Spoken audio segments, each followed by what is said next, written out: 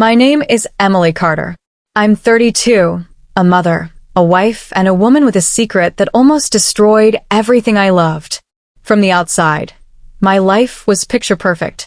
A cozy house in a quiet Ohio neighborhood, a beautiful daughter named Sophie, a loyal golden retriever named Max, and a husband, Daniel, who worked tirelessly to provide for us.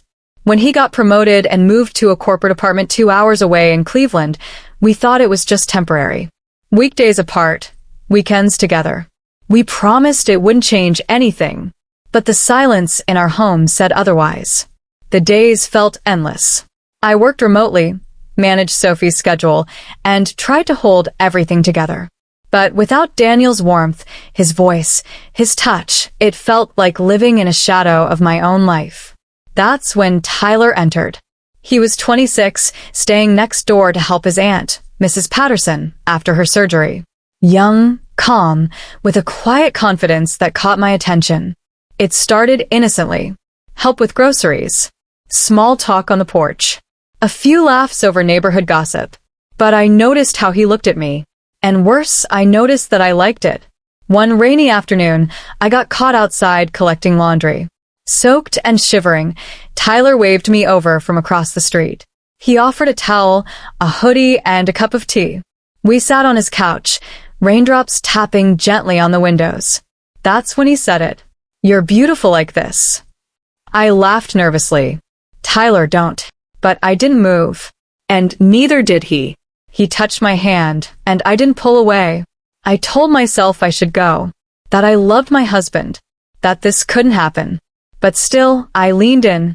I kissed him back. And my world tilted off its axis. I cried in my car that night, hating what I'd done. I promised it was a mistake, that it would never happen again.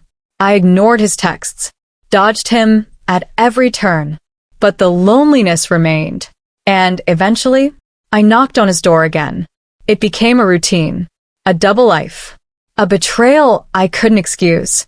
Until one weekend, Daniel surprised me with flowers.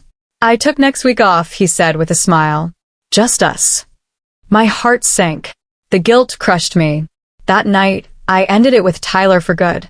I deleted every message, cut every tie, tried to rebuild what I had broken. But the past never stays buried.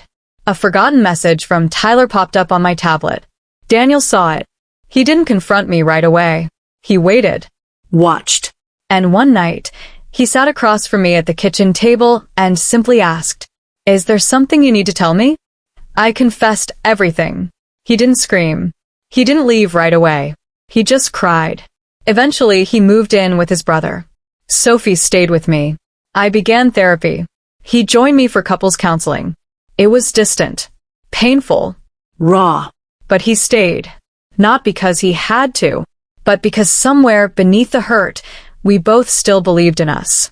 During a session, he asked me, "Why didn't you fight harder to stop it?" I whispered, "Because my body betrayed me, but my heart never stopped loving you." This isn't a story about passion. It's a story about how vulnerability opens doors you swore you'd never walk through. About how infidelity isn't always loud and planned. Sometimes it's soft, quiet. A slow erosion of judgment under the weight of loneliness. I don't know what our future holds, but I know this. I want to be a better wife, a better mother, a woman defined not by her mistakes, but by her strength to rise after them.